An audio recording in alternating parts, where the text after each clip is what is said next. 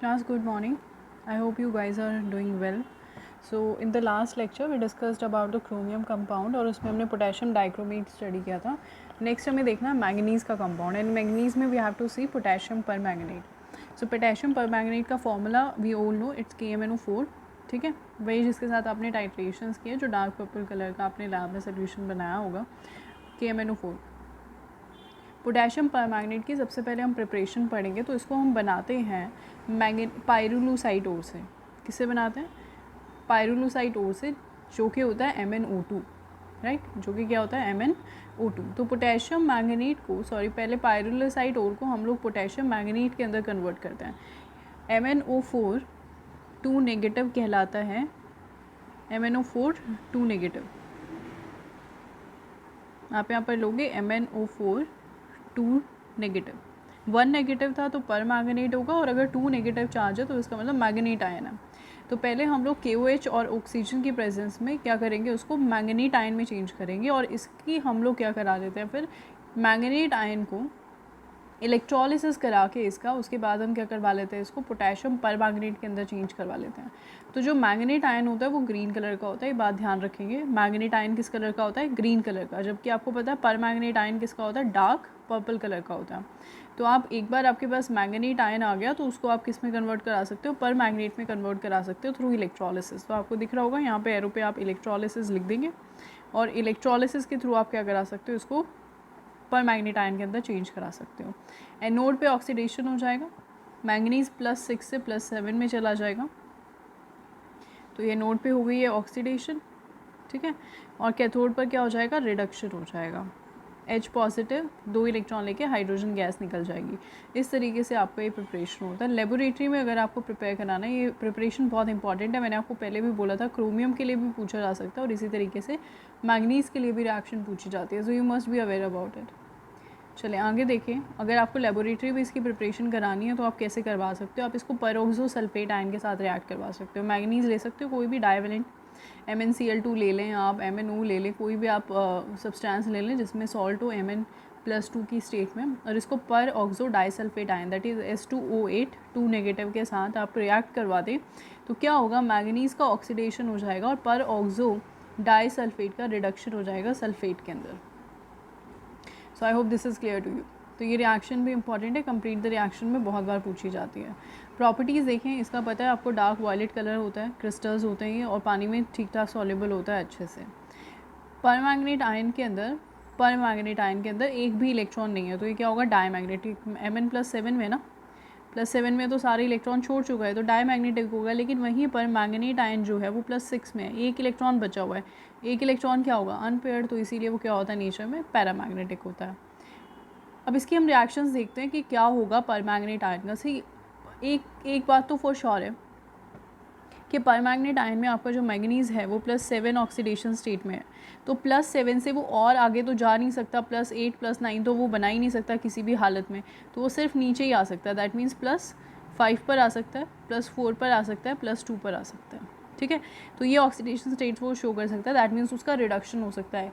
तो इसका मतलब वो क्या हुआ? बहुत ही अच्छा oxidising agent. And that is why you always whenever you have to oxidise in organic compound, in organic chemistry you always use potassium permanganate. तो देखो एसिडिक मीडियम में क्या होगा?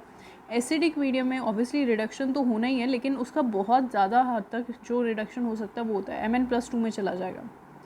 Mn+2 क्या होता है? कलरलेस होता है. तो Mn+2 का जो सॉल्ट होगा वो कलरलेस होगा. तो ये एसिडिक मीडियम में रिएक्शन होती है. तो अगर आपको एसिडिक मीडियम दे दिया जाए तो एसिडिक मीडियम में क्या होगा? वो कन्वर्ट हो जाएगा Mn+2 के अंदर बाई गेनिंग 5 इलेक्ट्रॉन्स. लेकिन अगर आपको न्यूट्रल या फीबली बेसिक दे दिया जाए, न्यूट्रल या फिर फीबली बेसिक यानी कि वीकली बेसिक दे दिया जाए, तो रिएक्शन क्या होगी कि MnO4 नेगेटिव जो है, परमैंगनेट आयन जो है, वो आपका MnO2 में चेंज हो जाएगा. और MnO2 के होते हैं ब्राउन PPT. ये बहुत इंपॉर्टेंट है, आपको बहुत बार बोला जाता है. A compound in feebly basic medium और neutral medium accept electron and reduce to brown PPT, reduce to form brown PPT. तो आपको पता होना चाहिए ब्राउन PPT किसके हैं? MnO2 के. तो MnO4 negative gains 3 electron to give you MnO2, जिसके अंदर MnO2 की ऑक्सीडेशन स्टेट क्या होती है? +4. तो +7 से +4 में गया, 3 इलेक्ट्रॉन गेन कर लेगा। तो ये रिएक्शन बहुत इंपॉर्टेंट है कि एसिडिक मीडियम अगर हुआ तो Mn+2 बनाएगा, और बेसिक मीडियम या न्यूट्रल मीडियम अगर हुआ तो MnO2 बनाएगा। तो आपसे पूछा भी जाता है कि किस तरीके से आप MnO4 को सेल्फ इंडिकेटर की तरह यूज़ करते हैं। तो एसिडिक मीडियम में अगर इसको डालोगे तुम, तो दूसरे कंपाउंड का किसी के साथ भी, देखो अभी आगे देखते हैं हम, खुद रिड्यूस हो रहा है तो दूसरों को ऑक्सीडाइज करेगा। मान लो जैसे आयोडोमेट्रिक टाइट्रेशंस है, तो आयोडाइड ले लिया, आयोडीन में कन्वर्ट हो रहा है, तो पूछेगा कैसे MnO4 जो है उसका आप पता लगा सकते हो। कैसे आप पता लगा सकते हो कि उसके अंदर कोई भी ऐसा कंपाउंड प्रेजेंट है, तो वो कंपाउंड तो खुद क्या हो गया, ऑक्सीडाइज, इसको क्या कर दिया, रिड्यूस। और जब ये रिड्यूस होगा तो पहले तो पिंक कलर का था, पर्पल कलर का था, बाद में किस में चेंज हो जाएगा, कलरलेस के अंदर चेंज हो जाएगा। So that's how you know कि पूरी की पूरी रिएक्शन ख़त्म हो चुकी है। इसी तरीके से अगर वो फेरस को ऑक्सीडाइज करेगा तो किस में ऑक्सीडाइज कर देगा, फेरिक के अंदर। रिएक्शंस बिल्कुल वैसे ही है जैसे आपने क्रोमियम के लिए लिखी थी। आप क्या करोगे, इसकी ये जो ऊपर आपने रिएक्शन पढ़ी है, ये वाली, इस रिएक्शन को यहाँ पर देखो, ये हाफ सेल रिएक्शन, इसको और इस रिएक्शन को आप कंबाइन कर दोगे, ठीक है। आयोडाइड के लिए क्या होगी, I negative will give you I2, balance करोगे 2 और यहाँ पर 2 इलेक्ट्रॉन छोड़ देगा। यहाँ पर आपको दिख रहा है कितने इलेक्ट्रॉन से ऊपर, एसिडिक मीडियम में 5 इलेक्ट्रॉन, यहाँ दिख रहा है आपको 2 इलेक्ट्रॉन है, तो इसको आपको 5 से मल्टीप्लाई करना पड़ेगा और इस रिएक्शन को 2 से, और दोनों को ऐड कर दोगे तो नेट रिएक्शन ये इस तरीके से आई है। तो रिडॉक्स रिएक्शन में जैसे हम करते थे बिल्कुल सेम वैसे ही आपको यहाँ पे करना है। इसके अलावा ये क्या करता है, ऑक्सीलेट आयन अगर है आपके पास, ऑक्सैलिक एसिड अगर आपके पास है, तो उसको ऑक्सीडाइज कर देगा CO2 के अंदर। तो ये भी बहुत इंपॉर्टेंट रिएक्शन है। इस तरीके से ये ऑक्सैलिक एसिड के साथ रिएक्ट करता है। चलें आगे देखते हैं इसकी प्रॉपर्टीज़ हम लोग।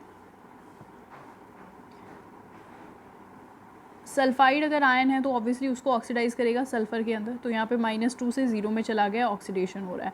सल्फरस एसिड अगर आपको नज़र आ रहे हैं यहाँ पे SO3 2 नेगेटिव, +4 में है सल्फर, ऑक्सीडाइज कर देगा, +6 में ले जाएगा उसको, खुद रिड्यूस हो जाएगा +2 के अंदर।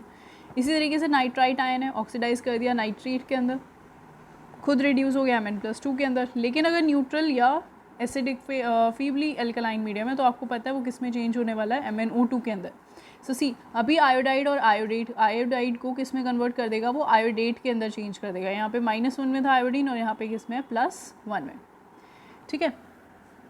No not +1, it would be +5, iodide के अंदर इट वुड बी +5, ठीक है। आयोडाइड के अंदर +1 होता है, आयोडेट है तो +5 होगा। थायोसल्फेट है S2O3, इसको ऑक्सीडाइज करेगा सल्फेट के अंदर, खुद रिड्यूस होना है इसको MnO2 के अंदर। तो ये छोटी सी बात अगर आपको पता हो कि भाई वो एसिडिक मीडियम में Mn+2 बना रहा है और बेसिक या न्यूट्रल मीडियम में क्या बना रहा है, MnO2 बना रहा है, तो आप खुद से ही रिडॉक्स रिएक्शंस लिख सकते हैं। दोनों को नंबर ऑफ इलेक्ट्रॉन कंबाइन करो, सेम कर दो और फिर दोनों को कंबाइन कर दो। चलो इसकी यूजेस देखो, ऑक्सीडाइजिंग एजेंट की तरह यूज़ होता है, बताने की ज़रूरत नहीं, बहुत अच्छा ऑक्सीडाइजिंग एजेंट है। डिसइंफेक्टेंट भी है, और यही वजह है कि इसका जर्मिसिडल इफेक्ट होने की वजह से हम लोग इसको सॉल्यूशन बना के क्या करते हैं, जब कट वगैरह लग जाता है ना तो उसमें इसका इस्तेमाल करते हैं। फॉर एग्जांपल आप लोगों ने बहुत कॉमनली यूज नेम सुना होगा, लाल दवाई, that is nothing as but potassium permanganate solution concentrated. Another is alkaline KMnO4 is also use in organic chemistry as Baeyer's reagent. तो एक पर्टिकुलर रिएक्शन होती है ऑर्गेनिक केमिस्ट्री के अंदर, बेयर्स विलेजर ऑक्सीडेशन, उसके अंदर हम लोग KMnO4 को यूज़ करते हैं, ठीक है। इसके अलावा आपको ब्लीचिंग करानी है वूल की, कॉटन की, सिल्क की, तो और या दूसरे फैब्रिक्स की, तो उसकी ब्लीचिंग के लिए भी हम लोग इसे यूज़ करते हैं। अगर इनके स्ट्रक्चर की हम बात करें तो मैग्नेट आयन आपको पता है MnO4 2 नेगेटिव था, तो 2 ऑक्सीजन के ऊपर माइनस चार्जेस आएंगे, और पैरामैग्नेट आयन के अंदर एक ही ऑक्सीजन के ऊपर नेगेटिव चार्ज आता है। तो ये एक पर्पल कलर का होता है और ये क्या होता है, ग्रीन कलर का होता है। बॉन्ड लेंथ सभी में, दोनों में क्या रहने वाली है, सारी बॉन्ड लेंथ सेम रहेंगी। चलिए this is all about D block. यहाँ पे हमारा डी ब्लॉक ख़त्म हो जाता है। इसके बाद जो हम शुरू करेंगे ना वो हमारा एफ ब्लॉक है। तो एफ ब्लॉक की अगर मैं पोजीशन जस्टिफाई करूँ तो मैंने आपको पहले भी बोला था कि अगर ये आपकी पीरियोडिक टेबल है तो इसमें डी ब्लॉक आता है। डी ब्लॉक में 4 पीरियड आपके पास होते हैं। यहाँ पर 4F शेल आ जाती है बीच में, यहाँ पर 5S और 5D के बीच में 4F आती है। तो इसीलिए यहाँ के जो 14 इलेक्ट्रॉन्स हैं, 14 इलेक्ट्रॉन जो आपको भरने हैं वो 14 एलिमेंट्स बना देंगे, और यहाँ पे ये वाला 5F आ जाएगी, तो यहाँ पर 14 एलिमेंट्स और होंगे, ठीक है।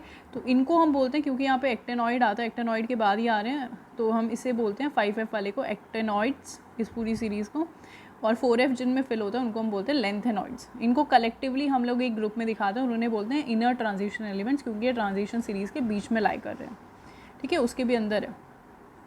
अच्छा, इसकी मैंने पहले पेज पे ही आपको जो नोट्स आपको मिले हुए हैं, या जो पहली स्लाइड हमने डिस्कस की थी उसके ऊपर ही सारे के सारे लेंथेनॉइड्स और एक्टेनॉइड्स लिखे हुए हैं, और साथ ही साथ उनकी इलेक्ट्रॉनिक कॉन्फ़िगरेशन भी लिखी हुई है।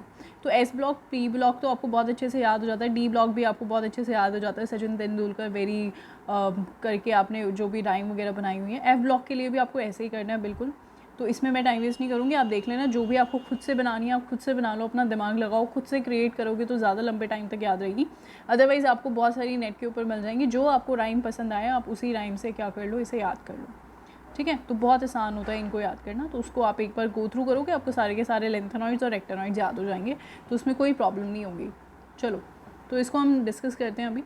एफ ब्लॉक के एलिमेंट्स को हम क्या बोलते हैं, इनर ट्रांजिशन एलिमेंट्स भी बोलते हैं ऑब्वियसली। क्यों बोलते हैं, क्योंकि इनका जो लास्ट इलेक्ट्रॉन होता है वो कहाँ जाता है, एफ ऑर्बिटल के अंदर फिल होता है। जनरल इलेक्ट्रॉनिक कॉन्फ़िगरेशन की अगर आप बात करोगे तो देखो क्या होता है, अभी मैंने पोजीशन बताई थी, तो एस ऑर्बिटल तो ऑलरेडी फिल हो चुका है, डी ऑर्बिटल में एक इलेक्ट्रॉन जा चुका है, डी ऑर्बिटल में एक इलेक्ट्रॉन चला जाता है। उसके बाद अंदर वाली, ये तो आपकी वैलेंस शेल होगी, ये पेलेंटीमेट शेल होगी, ये होगी एंटी पेलेंटीमेट शेल, ठीक है। उसके भी अंदर वाली जो शेल होगी उसके अंदर आप इलेक्ट्रॉन्स भरना फिल करेंगे, फिल करना शुरू करेंगे, और कहाँ से कहाँ तक जाएंगे, 1 to 14 जाएंगे इलेक्ट्रॉन्स, ठीक है। 14 इलेक्ट्रॉन आपके एफ ऑर्बिटल में आ सकते हैं, 7 ऑर्बिटल्स होते हैं, तो उसके अकॉर्डिंग आप फिल करोगे। तो अगर आप लेंथेनॉइड्स की बात करो, किसकी बात करूँ, लेंथेनॉइड्स की, तो आपको पता है इसमें कौन सी शेल फिल होती है, 4F। तो देखो, अगर आप 4F ले रहे हो, 4F ले रहे हो तो 5D होगी और 6S होगी, तो ये ध्यान रखना है आपको, एक एक नंबर बढ़ता जाएगा और शेल एक एक डिग्रीज होती जाएगी। तो 4F, 5D, 6S। 6S में 2 इलेक्ट्रॉन ऑलरेडी जा चुके थे, तो ये तो सबके लिए कॉमन नहीं रहेगा। D में 1 इलेक्ट्रॉन जा चुका था, अब आप F में फिल करना शुरू करेंगे, ठीक है। तो इसकी इलेक्ट्रॉनिक कॉन्फ़िगरेशन पहली स्लाइड में है, तो वहाँ से आप देख सकते हो आराम से, मैं आपको सिर्फ एक आइडिया दे रही हूँ। तो क्या होता है कि यहाँ पर जो D का इलेक्ट्रॉन है ना, जब हमें चाहिए होता है तब तो हम इसे इसमें इंक्लूड कर लेते हैं, जब नहीं चाहिए तो D ऑर्बिटल के अंदर ही हम रखते हैं, ठीक है। तो जब चाहिए तो आप D ऑर्बिटल को यहाँ पर डाल सकते हो, नहीं चाहिए, इलेक्ट्रॉनिक कॉन्फ़िगरेशन ऑलरेडी स्टेबल है और ज़्यादा स्टेबल नहीं करनी है, तो इसको यहीं पड़ा ही रहने दो, इसीलिए 0 to 1 लिखा है। एक इलेक्ट्रॉन D ऑर्बिटल में है, लेकिन अगर यहाँ पर 4F6 हो गया तो एक इलेक्ट्रॉन यहाँ से यहाँ ट्रांसफ़र कर दो, 7 हो जाएगा, तो ये स्टेबल हो जाएगी, बिल्कुल कॉपर और क्रोमियम वाला केस है। चलें, तो अगर आप देखोगे ना इसके एलिमेंट्स, तो 14 एलिमेंट्स होते हैं इसके अंदर, सीरियम से लेके और ल्यूटेटियम तक जाता है ये। यहाँ पर अगर आप देखोगे सीरियम से लेके और ल्यूटेटियम तक जो होता है वो क्या होते हैं, लेंथेनॉइड्स होते हैं। वहीं पर अगर आप देखोगे एक्टेनॉइड्स, तो इसको आपको मिल जाएगा 90 से लेके 103 तक के जो भी एलिमेंट्स हैं वो किसके अंदर आ रहे हैं, एक्टेनॉइड्स के अंदर आ रहे हैं। क्योंकि लेंथेनॉइड्स जो हैं वो बहुत रेयरली एग्जिस्ट करते हैं, इसीलिए हम उन्हें रेयर अर्थ एलिमेंट्स भी कहते हैं, और एक्टेनॉइड्स तो हमारे जनरली होते ही सारे के सारे रेडियो एक्टिव हैं mostly. I am not saying all of them but mostly yes. Okay, general electronic configuration अगर आप देखें इसकी,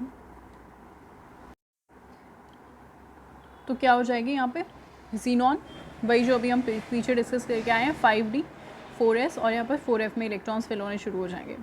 ऑक्सीडेशन स्टेट की अगर हम बात करते हैं तो जनरल ऑक्सीडेशन स्टेट आपको पता ही है +3 होगी ऑब्वियसली। क्यों भाई ऑब्वियसली क्यों बोला मैंने, इसलिए बोला क्योंकि 2 इलेक्ट्रॉन S के और 1 इलेक्ट्रॉन D का, ये अगर निकल जाए तो 4F तो अंदर वाली शेल है ना, ये चलो ठीक है आपकी वैलेंस शेल पार्टिसिपेट कर रही है, लेकिन ये वाली शेल में ज़्यादा डिस्टेंस क्योंकि नहीं है, तो इसके इलेक्ट्रॉन भी चले जाएंगे कुछ बाहर, तो 2 इसके और 1 इसका, 3 इलेक्ट्रॉन तो मोस्ट कॉमन है ही, तो 3 इलेक्ट्रॉन ये छोड़ सकता है, तो ये वाले इलेक्ट्रॉन्स जो हैं ये पार्टिसिपेट करते हैं बॉन्डिंग में। F के इलेक्ट्रॉन्स क्योंकि बहुत ज़्यादा न्यूक्लियस की तरफ अट्रैक्ट हो जाते हैं, अंदर की तरफ प्रेजेंट होते हैं, तो ये इतने ज़्यादा नहीं करते, जस्ट इन केस अगर इनके करने से पार्टिसिपेट या इनके लूज़ करने से पहले से ज़्यादा स्टेबल कंडीशन अराइज हो रही है तो ये पार्टिसिपेट करते हैं, अदरवाइज़ नहीं करते हैं। तो मोस्ट कॉमन जो ऑक्सीडेशन स्टेट होती है लेंथेनॉइड्स के लिए दैट इज़ +3, तो सबके सब +3 शो करते हैं। लेकिन कुछ एलिमेंट्स ऐसे हैं जैसे कि मैंने बोला डिपेंड करता है उनकी स्टेबिलिटी पर, +2 और +4 भी कर देते हैं, और ये केस बहुत इंपॉर्टेंट है। तो याद रखेंगे कि सीरियम अगर आप देखोगे तो इसका नंबर होता है 58, तो सीरियम की इलेक्ट्रॉनिक कॉन्फ़िगरेशन जब आप लिखने जाओगे ना तो आप देखोगे 4F2 है और 6S2 है, तो अगर ये 3 इलेक्ट्रॉन निकाल देता है तो 4F1 बचेगा, और 4F1 तो बहुत स्टेबल है, तो अगर सिर्फ 1 इलेक्ट्रॉन और वो निकाल दे तो क्या हो जाएगा, noble gas electronic configuration attain कर लेता है। तो इसीलिए सीरियम जो है वो एक एक्स्ट्रा इलेक्ट्रॉन निकाल के +4 में रहता है। एंड वेरी सिमिलरली आपका जो टर्बियम होता है दैट इज़ 65, तो उसकी इलेक्ट्रॉनिक कॉन्फ़िगरेशन 4f9 और 6s2 होती है। तो अगर 3 इलेक्ट्रॉन निकाल रहे हो, डी का इलेक्ट्रॉन हमने इसमें शिफ्ट कर दिया, अगर आप एक इसमें से क्या कर रहे हो, एक एक्स्ट्रा इलेक्ट्रॉन निकाल दो तो क्या हो जाएगा, 4f7 हो जाएगा यहाँ पे। तो 4f7 क्या है, हाफ फिल्ड है, तो ये स्टेबल हो गया। दैट मीन्स आपके दो एलिमेंट सीरियम एंड टर्बियम, दो ऐसे एलिमेंट्स हैं जो कि क्या करते हैं, +4 ऑक्सीडेशन स्टेट शो करते हैं। This is really really important. बहुत बार आपसे पूछा जाता है which why does cerium show +4 oxidation state, या name the lanthanoid which shows +4 oxidation state. तो आप उसको क्या बोलोगे कि क्योंकि ऐसा करने पर वो क्या कर लेता है, noble gas electronic configuration attain कर लेता है, दैट इज़ दिस। सिमिलरली जो टर्बियम है उसका याद रखोगे, वो अटेन कर लेता है half filled stable electronic configuration. इसमें जो 4f होता है दैट बिकम्स हाफ फिल्ड। तो ये दो एलिमेंट्स जो है terbium and cerium, they show +4 oxidation state, that is something different from their commonly exhibited oxidation state of +3। Next, कुछ ऐसे भी एलिमेंट्स हैं जो कि +3 नहीं करके +2 शो करते हैं, और वो कौन है उसको देखो। They are europium and ytterbium. Europium and ytterbium, europium का नंबर होता है 63। यूरोपियम के साथ क्या सिचुएशन है, इसका 4f7 और 6s2 होता है इलेक्ट्रॉनिक कॉन्फ़िगरेशन। तो सिर्फ अगर 2 इलेक्ट्रॉन छोड़ने पर ये क्या हो जाएगा, half filled stable electronic configuration attain कर लेगा। तो तीसरा इलेक्ट्रॉन ये नहीं छोड़ सकता, तो 2 ही इलेक्ट्रॉन छोड़ के ये +2 में स्टेबल हो जाता है। सिमिलरली इटर्बियम जो है 2 इलेक्ट्रॉन छोड़ने के बाद क्या हो जाता है, कम्प्लीटली फिल्ड 4f ऑर्बिटल की इलेक्ट्रॉनिक कॉन्फ़िगरेशन को अटेन कर लेता है। एंड दैट्स द रीज़न कि यहाँ पर europium half filled, ytterbium fully filled होने की वजह से +2 में +2 ही शो करते हैं। तो ये क्वेश्चंस के लिए बहुत इंपॉर्टेंट है, ये जितना पोर्शन यहाँ पर मैंने लिखा हुआ है ना, क्वेश्चंस के पॉइंट ऑफ व्यू से बहुत इंपॉर्टेंट है। कैसे पूछेगा आपसे वो सवाल, ये देखिए, सीरियम क्योंकि +3 में है, +4 में रहता है, और जनरल ऑक्सीडेशन स्टेट क्या है लैंथेनॉइड की, +3। तो आपसे पूछेगा कि lanthanoids are stable in +3 except cerium, या फिर पूछ लेगा सीरियम जो है, सीरियम +3 ऑक्सीडेशन स्टेट में बहुत अच्छा रिड्यूसिंग एजेंट है। रिड्यूसिंग एजेंट है दैट मीन्स खुद ऑक्सीडाइज हो रहा है, एंड दैट्स ऑब्वियस कि वो ऑक्सीडाइज होकर किस में जाएगा, +4 में। क्यों जाएगा, क्योंकि +4 में जाने के बाद वो ज़्यादा स्टेबल इलेक्ट्रॉनिक कॉन्फ़िगरेशन को अटेन कर लेता है। ठीक है, ऐसे ही आपसे टर्बियम पे सवाल पूछा जा सकता है कि टर्बियम +3 जो होता है वो बहुत अच्छा क्या होता है, रिड्यूसिंग एजेंट होता है। अच्छा, ये बात तो हमें समझ में आ गई कि सीरियम +3 रिड्यूसिंग एजेंट पूछ लिया जाए तो हम बता देंगे कि वो खुद ऑक्सीडाइज हो रहा है, तो इसीलिए वो एक रिड्यूसिंग एजेंट है।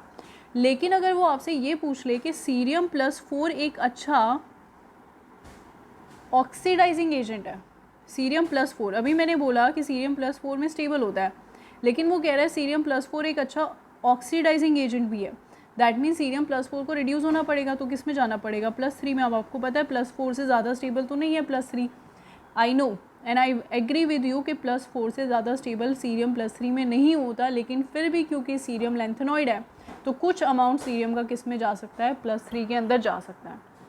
एंड दैट्स द रीज़न कि ये क्योंकि एक इतना एनॉर्मस अमाउंट पे नहीं होने वाला है, लेकिन कुछ सीरियम अपनी ऑब्वियस इलेक्ट्रॉनिक कॉन्फ़िगरेशन या ऑक्सीडेशन स्टेट में जा सकता है बीइंग अ लैंथेनॉइड, तो सीरियम को आप +4 से +3 में भी भेज सकते हैं। इसीलिए सीरियम +4 एक अच्छा ऑक्सीडाइजिंग एजेंट होगा, and on the contrary Ce+3 आपका अच्छा रिड्यूसिंग एजेंट होगा। And this is really really important.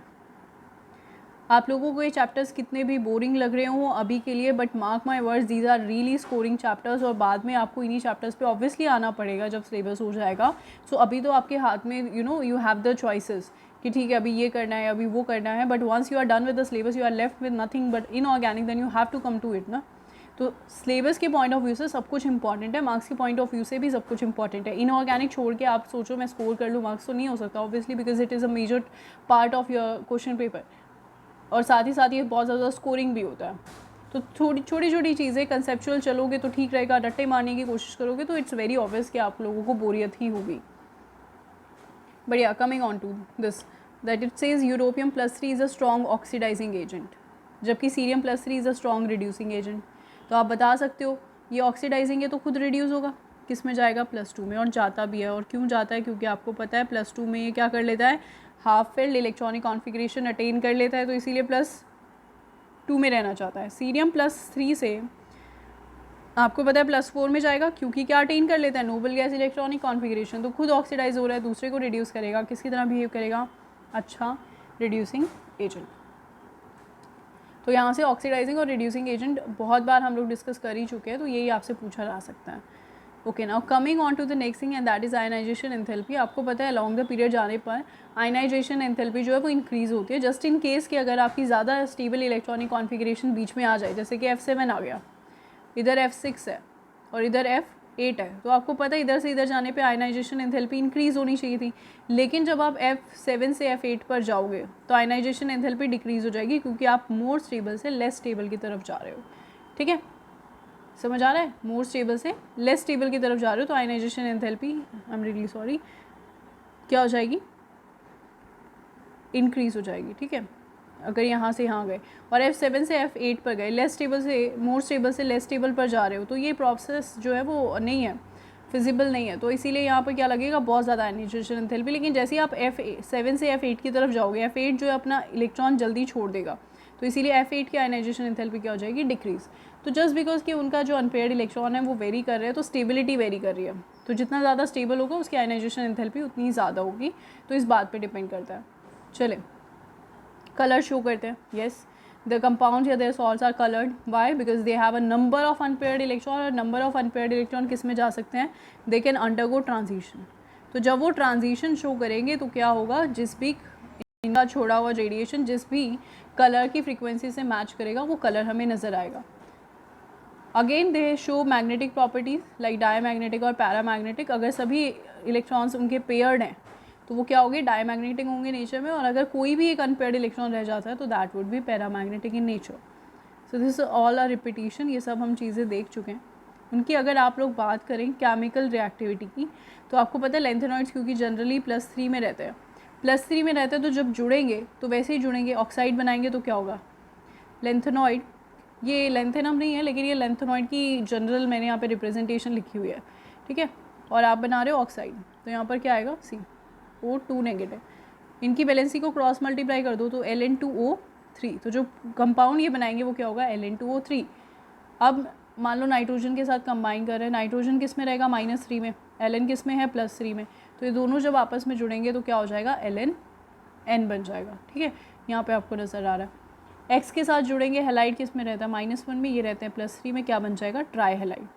Similarly carbon के साथ नंबर ऑफ कार्बाइड्स बनाते हैं, वो यहाँ पे लिखा हुआ है। पानी में डालोगे तो एक OH नेगेटिव निकलता है, तो 3 OH नेगेटिव के साथ जुड़ के ट्राई हाइड्रोक्साइड बना लेगा। जब H पॉजिटिव के साथ रिएक्ट करेगा तो हाइड्रोजन गैस को लिबरेट कर देगा। इसके अलावा सल्फर के साथ रिएक्ट करता है तो बिल्कुल वैसे जैसे ऑक्सीजन के साथ O3 बनाता था, यहाँ पे क्या बना लेगा? S3, Ln2S3। तो इसको कुछ जनरल से रिएक्शंस हैं, तो ये आप देख लेना, कभी कभी 1 नंबर में पूछे जाते हैं। Okay, now coming on to their atomic size. तो यहाँ ये थोड़ा बहुत इंपॉर्टेंट है, यहाँ पे बहुत सारे सवाल इससे पूछे जाते हैं, तो ध्यान से सुनना। एटॉमिक साइज़ में क्या होता है? जैसे जैसे उनका एटॉमिक नंबर इंक्रीज़ होता है एटॉमिक साइज़ डिक्रीज़ होता है, ऑब्वियस सी बात है।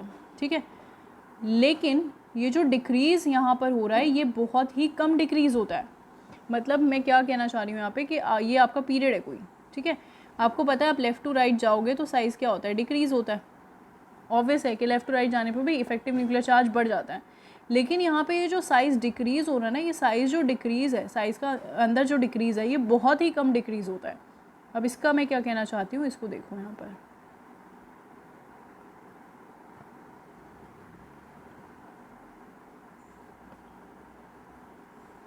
ये देखो आपके ये यहाँ से आप लेफ़्ट टू राइट जा रहे हो, ये एलिमेंट्स हैं आपके और ये साइज़ है। ठीक है, ये एटॉमिक रेडिया है, तो ये कुछ ग्राफ आपका आता है। यहाँ पे क्या हुआ? पहला एलिमेंट, दूसरा एलिमेंट, तीसरा एलिमेंट, चौथा एलिमेंट, ये 5वां एलिमेंट, देन इट्स 6, 7, यहाँ पर ये आपका 8th एलिमेंट हो गया, ये हो गया आपका 9th, और ये हो गया 10th, और इस तरीके से क्या हो रहा है? आगे आगे आप बढ़ते जाओगे। ठीक है,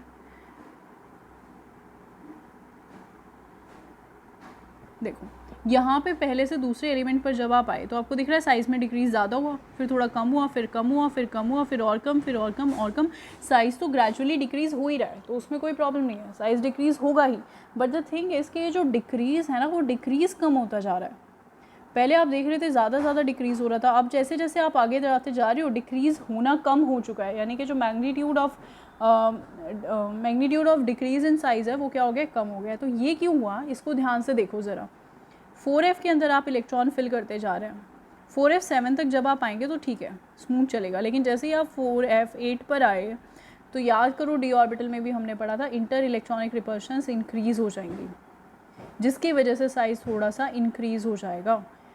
यानी कि साइज़ जितना डिक्रीज़ होना चाहिए था, लेफ्ट टू राइट जा रहे हो, इफेक्टिव न्यूक्लियर चार्ज इंक्रीज़ हो ही रहा है, साइज़ डिक्रीज़ होना था, हो रहा है, लेकिन साथ ही साथ यहाँ पर 4f8 आते ही क्या हुआ, इंटर इलेक्ट्रॉनिक रिपल्शंस इंक्रीज़ होना शुरू हो गई, इंटर इलेक्ट्रॉनिक रिपल्शंस बढ़ गई, जिसकी वजह से साइज़ थोड़ा सा बढ़ जाएगा। तो जितना डिक्रीज़ होना चाहिए था उतना डिक्रीज़ नहीं होगा। क्यों नहीं हुआ? क्योंकि 4f के अंदर इंटर इलेक्ट्रॉनिक रिपल्शंस बढ़ गए ड्यू टू पेयरिंग, और पेयरिंग जितनी ज़्यादा होगी इंटर इलेक्ट्रॉनिक रिपल्शंस उतने ही ज़्यादा होंगे, तो साइज़ का जो डिक्रीज़ होना चाहिए था उतना ही कम होगा। तो इसीलिए साइज़ जितना आप एक्सपेक्ट कर रहे हो ना कि कम होगा, उतना होता नहीं है। क्यों? क्योंकि यहाँ पर इंटर इलेक्ट्रॉनिक रिपल्शंस बढ़ गए हैं। अब अगर आप इसी ग्राफ को कंपेयर करोगे ना डी ब्लॉक के ग्राफ के साथ, ऐसे वाले के साथ, तो आप कहोगे कि मैम यहाँ तो यू शेप था, लेकिन यहाँ पर कैसा है, यहाँ पर तो सिर्फ ऐसे ही है। तो ये इंक्रीज़ क्यों नहीं होता पीछे जाके? क्योंकि देखो यहाँ पर जो इलेक्ट्रॉन्स एंटर कर रहे हैं वो 4f में इलेक्ट्रॉन एंटर कर रहे हैं, ठीक है। तो 4f के अंदर क्योंकि शील्डिंग इफेक्ट बहुत पुअर होता है उसका, तो इफेक्टिव न्यूक्लियर चार्ज हमेशा ज़्यादा रहेगा, इसके अंदर कभी भी इंटर इलेक्ट्रॉनिक रिपल्शंस डोमिनेट नहीं कर सकते।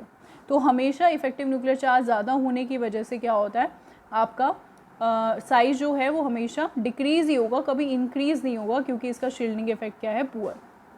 चले, तो ये तो हो गई साइज़ की बात। तो ये जो कॉन्ट्रैक्शन हो रहा है साइज़ में, उसको हम क्या बोलते हैं? उसको हम बोलते हैं लेंथेनॉइड कॉन्ट्रैक्शन। क्या बोलते हैं हम उसे?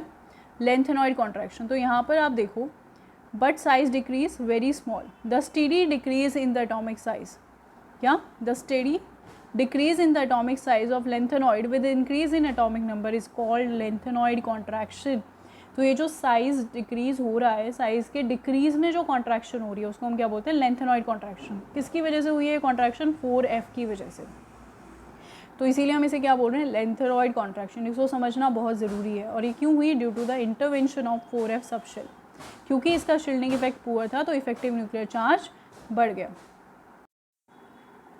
ठीक है। तो इसका साइज़ क्या हो गया? थोड़ा सा डिक्रीज़ हो गया, तो उसको हम क्या बोल रहे हैं? लेंथेनॉइड कॉन्ट्रैक्शन बोल रहे हैं। अब इसके कॉन्सिक्वेंसेस क्या होंगे वो देखो। इसके कॉन्सिक्वेंसेस से कौन कौन सी प्रॉपर्टीज़ अराइज होती हैं? See, due to lanthanoid contraction all atoms have similar size due to which it becomes hard to separate them. तो आपसे पूछा जाएगा कि why is it hard to separate lanthanoids? क्योंकि उनका साइज़ क्या हो गया? लेंथेनॉइड कॉन्ट्रैक्शन की वजह से ऑलमोस्ट सिमिलर। साइज़ अगर सिमिलर हो गया तो उनकी प्रॉपर्टीज़ भी ऑलमोस्ट सिमिलर होंगी, and that is Y lanthanoids always form good alloys. Lanthanoid के जो मेटल्स होते हैं बहुत अच्छा एलॉय बनाते हैं। क्यों बनाते हैं? क्योंकि वो होमोजीनियसली मिक्स हो सकते हैं as they have similar properties. For example, one of their alloys is misch metal. Misch metal जो है ये बुलेट और शेल्स बनाने के इस्तेमाल में आता है। कौन सा ये एलॉय होता है? 95% इसमें लेंथेनॉइड का मेटल होता है और 5% इसके अंदर आयरन होता है, और कुछ अमाउंट में सल्फ़र, कार्बन, कैल्शियम और एल्यूमिनियम प्रेजेंट होते हैं। इससे बनता है मिश मेटल, और मिश मेटल को यूज़ करके हम लोग बुलेट्स बनाते हैं, बुलेट प्रूफ जैकेट्स बनाते हैं और शेल्स वगैरह बनाते हैं। ये बहुत इंपॉर्टेंट क्वेश्चन है, CBSE पूछ चुका है इसको 2 से 3 बार, तो इसको ध्यान रखेंगे थोड़ा सा। चलिए नेक्स्ट, लेंथेनॉइड्स को कहाँ पर हम यूज़ कर सकते हैं? Lanthanoids can be used in they can oxidise. Lanthanoid oxidises are used in polishing glass. Glass को पॉलिश करने में, पेट्रोलियम क्रैकिंग में, आपको पता है जो वहाँ पर बनाते हैं हम लोग, कैटलिस्ट बनाते हैं पेट्रोलियम की क्रैकिंग में, दैट मीन्स पेट्रोलियम बनाने में। इन लेंथेनॉइड के जो कंपाउंड्स हैं वो कैटलिस्ट की तरह भी काम कर सकते हैं, ठीक है। इसके अलावा that is all about lanthanoids. Actinoids पर अगर आप आएंगे तो एक्टेनॉइड जो उनके बिल्कुल नीचे प्रेजेंट होते हैं, जिनके अंदर फिल होती है 5f सबशेल। कौन सी सबशेल? 5f। तो सेम इनकी भी यही कहानी रहेगी, बिल्कुल सिमिलर है इनकी प्रॉपर्टीज़ भी। तो इनकी इलेक्ट्रॉनिक कॉन्फ़िगरेशन जनरल ये होती है। ऑक्सीडेशन स्टेट की बात करें तो वही s के 2 इलेक्ट्रॉन, d का 1 इलेक्ट्रॉन निकाल देंगे तो क्या बनाएंगे? +3 ऑक्सीडेशन स्टेट। अब इनका भी जो साइज़ है वो अलॉन्ग द पीरियड क्या होता रहता है? डिक्रीज़ होता रहता है। सी, यहाँ पर अलॉन्ग द पीरियड क्या होगा? डिक्रीज़ होगा। क्यों डिक्रीज़ होगा? क्योंकि यहाँ पर क्या हो रही है? Actinoid contraction. और यहाँ पे जो कॉन्ट्रैक्शन होती है तो और भी ज़्यादा होती है, क्योंकि आपको पता है कि यहाँ पर कौन सी शेल है? 5f का शील्डिंग इफेक्ट तो 4f से भी ज़्यादा गंदा होता है। तो इसीलिए यहाँ पे क्या होगा? साइज़ का जो डिक्रीज़ है वो और भी कम होगा, तो इसीलिए हम इसे बोलेंगे एक्टेनॉइड कॉन्ट्रैक्शन। तो इसकी वजह से भी साइज़ क्या हो जाएगा? सभी एटम्स का सिमिलर होगा। चलें, और प्रॉपर्टीज़ अगर हम इसकी देखें तो एक्टेनॉइड कॉन्ट्रैक्शन जो होती है वो ज़्यादा होती है लेंथेनॉइड से। ये बात आपसे बहुत बार पूछी जाती है, that why the extent of actinoid contraction is greater than lanthanoid contraction. तो ऐसा क्यों है? क्योंकि लेंथेनॉइड के अंदर 4F है जबकि एक्टेनॉइड्स के अंदर 5F है। 5F का शील्डिंग इफेक्ट 4F से ज़्यादा पुअर होता है, तो इसकी वजह से 5F के अंदर आपको ज़्यादा कॉन्ट्रैक्शन देखने को मिलेगी बजाय के 4F के। ओके, अब एक्टेनॉइड्स में भी क्योंकि अनपेयर्ड इलेक्ट्रॉन होते हैं तो वो क्या करते हैं, FF ट्रांजिशन शो करते हैं और कलर्ड देते हैं हमें। ठीक है, केमिकल रिएक्टिविटी की अगर हम बात करें एक्टेनॉइड्स की तो क्या होते हैं ये, they are highly reactive when they are finally powdered, because आपको पता है कि वो सरफेस प्रोवाइड करके रिएक्ट करते हैं, तो इसीलिए जितना ज़्यादा सरफेस एरिया होगा उतनी ज़्यादा क्या होगी, उनकी रिएक्टिविटी भी होगी। चलें आगे देखें, they react with boiling water to form the mixture of oxides and hydrides. इसके अलावा वो नॉन मेटल के साथ भी रिएक्ट करते हैं। सभी के सभी मेटल्स जो हैं वो HCl और HNO3 के अटैक करने पर क्या बना लेते हैं, अपने ऊपर एक ऑक्साइड की लेयर बना लेते हैं, जिसकी वजह से वो फर्दर रिएक्ट नहीं कर पाते। तो ये कुछ जनरल प्रॉपर्टीज़ हैं आपके लेंथेनॉइड्स की। अब देखो सिमिलैरिटी क्या है लेंथेनॉइड्स और एक्टेनॉइड्स में, क्वेश्चन पूछा जाता है what are the similarities between actinoids and lanthanoids, तो आप बता सकते हो उनको क्या, कि दोनों के अंदर ही +3 ऑक्सीडेशन स्टेट होती है, दोनों में F ऑर्बिटल फिल किया जाता है, दोनों ही इलेक्ट्रोपॉजिटिव होते हैं और हाईली रिएक्टिव होते हैं, दोनों की ही ट्रेंड में कॉन्ट्रैक्शन देखने को मिलती है, दोनों ही आयन एक्सचेंज बिहेवियर शो करते हैं। 11th क्लास के वाटर के चैप्टर में हम लोगों ने आयन एक्सचेंज मेथड पढ़ा था, जिसके अंदर हम वाटर को प्योरीफाई करते थे, तो आयन एक्सचेंज बिहेवियर शो कर सकते हैं। इसके अलावा दोनों आयनिक स्टेट में क्या करते हैं, कलर एग्जिबिट करते हैं, क्योंकि इलेक्ट्रॉन क्या शो करता है, ट्रांजिशन शो करता है। नाउ नेक्स्ट देखो, सिमिलैरिटीज़ तो आप देख चुके हो कि क्या क्या होती है, नेक्स्ट वी हैव टू सी कि उनके अंदर डिफरेंसेस क्या क्या होता है। तो ये क्वेश्चन भी बहुत इंपॉर्टेंट है और पूछा जाता है, तो इसको देखो आप, अगर डिफरेंसेस में आप क्या लिखोगे, लेंथेनॉइड्स जो हैं वो +2 +4 ऑक्सीडेशन स्टेट शो करते हैं +3 के साथ साथ, लेकिन जो एक्टेनॉइड्स हैं वो +3 के साथ साथ +4 +5 +6 और +7 ऑक्सीडेशन स्टेट शो करते हैं। तो सवाल आपसे पूछा जाए कि लेंथेनॉइड्स तो +2 और +4 ही शो करते हैं, लेकिन एक्टेनॉइड्स क्या करते हैं, बहुत ज़्यादा हायर ऑक्सीडेशन स्टेट तक जा सकते हैं, +5 +6 +7 तक जा सकते हैं। ऐसा क्यों? क्योंकि आपको पता है एक्टेनॉइड्स के अंदर क्या है, 5F सबशेल है, जिसका क्या होता है, पुअर शील्डिंग इफेक्ट होता है। तो पुअर शील्डिंग इफेक्ट होने की वजह से क्या होगा कि वो इलेक्ट्रॉन्स को रोक नहीं पाएंगे। यहाँ पे देखो क्या होगा, यहाँ पे इलेक्ट्रॉन्स को क्योंकि वो रोक नहीं पा रहे, लेकिन डाउन द ग्रुप जाने पर उनका कंपैरेटिवली साइज क्या होता है, इसको मैं एक बार स्पेस लेती हूँ और आपको समझाने की कोशिश करती हूँ। यहाँ पे देखो, ये इंपॉर्टेंट है बहुत। देखो लेंथेनॉइड्स में 4F 5D और 6S था, लेकिन एक्टेनॉइड्स में क्या होता है, 5F 6D 7S प्रेजेंट होता है। क्योंकि 5F का जो है शील्डिंग इफेक्ट बहुत पुअर होता है, तो ये दोनों जो है ना, ये न्यूक्लियस के करीब आ जाती हैं शेल्स, तो 5F 6D और 7S के बीच में गैप क्या हो गया, बहुत ही कम। तो इन तीनों एनर्जी लेवल्स के बीच में गैप बहुत कम होता है, तो S के इलेक्ट्रॉन तो जा ही सकते हैं, D के तो जा ही रहे थे, लेकिन अब क्या होंगे, 5F के इलेक्ट्रॉन्स भी निकलने लग जाएंगे उतनी ही एनर्जी लेने पर। तो इसीलिए क्या होगा, क्योंकि यहाँ पर there is less energy difference between 5F 6D and 7S, therefore all these orbitals participate in bonding and therefore they show higher oxidation state। तो ये बहुत इंपॉर्टेंट कंसेप्ट है, इसको ध्यान से, अगर नहीं समझ आया तो वापस से बैक करके वीडियो को समझ लो। नेक्स्ट देखो, बाइंडिंग एनर्जी जो होती है वो हाई होती है, क्योंकि 4F है, बाइंडिंग एनर्जी मतलब इफेक्टिव न्यूक्लियर चार्ज। 5F में क्या होता है, कम हो गया। नेक्स्ट देखो, दे हैव लेस कॉन्ट्रैक्शन, इनका कॉन्ट्रैक्शन कम होता है जबकि यहाँ पर कॉन्ट्रैक्शन ज़्यादा होता है। इनकी टेंडेंसी होती है कॉम्प्लेक्स फॉर्मेशन करने की, इनकी टेंडेंसी उनसे ज़्यादा होती है। लेंथेनॉइड कम बेसिक होते हैं, एक्टिनॉइड जो होते हैं वो ज़्यादा बेसिक होते हैं, क्योंकि ज़्यादा मेटालिक हो गए। डाउन द ग्रुप जाने पर मेटालिक कैरेक्टर इंक्रीज होगा तो बेसिसिटी भी इंक्रीज होगी। ऑक्सो एनायंस लेंथेनॉइड्स नहीं बनाते, लेकिन एक्टिनॉइड्स ऑक्सो एनायंस बनाते हैं। परमीशियम के अलावा कोई भी रेडियो एक्टिव नहीं होता लेंथेनॉइड्स में, लेकिन एक्टिनॉइड्स जो होते हैं वो ज़्यादातर सभी क्या होते हैं, रेडियो एक्टिव होते हैं। लेंथेनॉइड की आप मैग्नेटिक प्रॉपर्टीज़ को आसानी से बता सकते हो सिर्फ ये देख के कि अनपेयर्ड है तो पैरामैग्नेटिक और पूरे पेयर्ड है तो डायमैग्नेटिक, लेकिन एक्टिनॉइड की जो मैग्नेटिक प्रॉपर्टीज़ है, और सिर्फ मैग्नेटिक ही नहीं, इसकी और भी बहुत सारी प्रॉपर्टीज़ हैं जिनको हम एक्सप्लेन नहीं कर सकते। क्यों? क्योंकि एक्टिनॉइड जो हैं वो क्या हैं, रेडियो एक्टिव है। तो रेडियो एक्टिव कंपाउंड्स की स्टडी कर पाना हमारे लिए बहुत ही मुश्किल होता है। तो जो भी रेडियो एक्टिव एलिमेंट्स होते हैं, क्योंकि वो ज़्यादा टाइम तक, लंबे टाइम तक स्टेबल नहीं होते, सर्वाइव नहीं करते, रुकते नहीं हैं, तो उनकी स्टडी कर पाना भी बहुत मुश्किल होता है। तो उनकी केमिकल प्रॉपर्टीज़ को स्टडी करना या फिर एक्सप्लेन करना अपने आप में एक टास्क है, that is difficult to do. ठीक है, तो this is all about D and F block elements. F block में जो क्वेश्चंस पूछे जाते हैं, जो भी क्वेश्चंस पूछे जाते हैं मैं आपको साथ साथ बता देती हूँ, तो अगर आप साथ साथ जाके एनसीईआरटी में से प्रैक्टिस करोगे उसी दिन तो आपके लिए हेल्पफुल रहेगा। So this is all about the chapter. इसके बाद मैं आपको कंपाउंड्स जहाँ पे हमने छोड़े थे उसके बाद के हम एनसीईआरटी के क्वेश्चंस डिस्कस करेंगे, तो आप उससे पहले खुद से ट्राई कर लेंगे इन टेक्स्ट और एक्सरसाइज दोनों के question. Then I will be giving you assignment from this chapter.